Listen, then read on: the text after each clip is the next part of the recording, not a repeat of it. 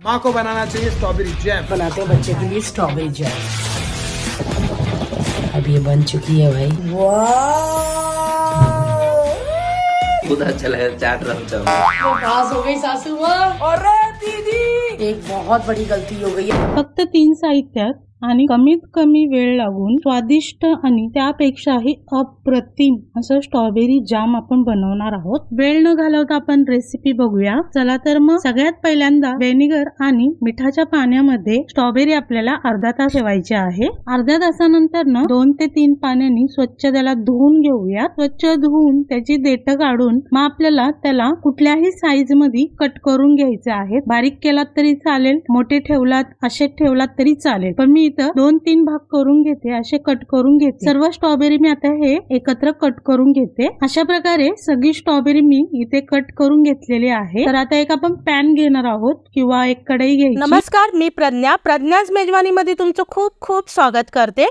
अशाच छान छान रेसिपीसाठी प्रज्ञाच मेजवानीला जाऊन लाईक करा, सबस्क्राइब करा आणि हो बाजूची बेल आयकॉन दाबायला विसरू नका। त्या कढईमध्ये न तेल टाकता आपल्याला स्ट्रॉबेरी टाकायची आणि बारीक गॅसवरती परतत राहायचं, सतत परतत राहायचं। स्ट्रॉबेरी खाली लागून नाही द्यायचं आहे, सतत परतत राहायचं। 5 ते 10 मिनिटांनी बघा स्ट्रॉबेरीचं पाणी जे असतं ना ते सुटत आहे। बघा आपण 10 मिनिटांमध्ये तुम्ही स्ट्रॉबेरी मध्ये फरक बघू शकता। जेव्हा आपण कट केली तेव्हा कशी होती आणि आता 10 मिनिटांनंतर कशी झालेली आहे, कसं एकदम अशी सॉफ्ट झालेली आहे। पाणी देखील त्याला सुटलेलं आहे। इथे मी साखर वगैरे अजून काही टाकलेली नाहीये। 5 मिनिटांनंतर एक्झॅक्ट 5 मिनिटांनंतर मी झाकण ठेवलेलं आहे आणि 10 मिनिटं ताट मी झाकून ठेवणार आहे। बारीकच गॅस करायचा आहे, मोठा मीडियम करायचं नाही, नाहीतर स्ट्रॉबेरी आपली खालून जळून जाईल। तर इथे मी 1 चम्मच वेलची पावडर घालणार आहे आणि त्याचबरोबर स्ट्रॉबेरी मध्ये मी साखर टाकणार आहे। मी कमी गोड करणार आहे, त्याच्यामुळे 3 ते 4 चम्मचच मी साखर टाकत आहे। तुम्हाला जर जास्त गोड लागत असेल तर साखरेची क्वांटिटी वाढवली तरी चालेल। साखर टाकून पुन्हा 5 मिनिटं चांगला हलवून घ्यायचं आहे आणि त्याच्यावरती झाकण ठेवायचं। पुन्हा 10 मिनिटांनंतर झाकण काढलेलं आहे। बघा थोडंसं दाटसरपणा येऊ लागलेला आहे स्ट्रॉबेरी मध्ये आणि स्ट्रॉबेरीचा कलर देखील किती चेंज झालेला आहे।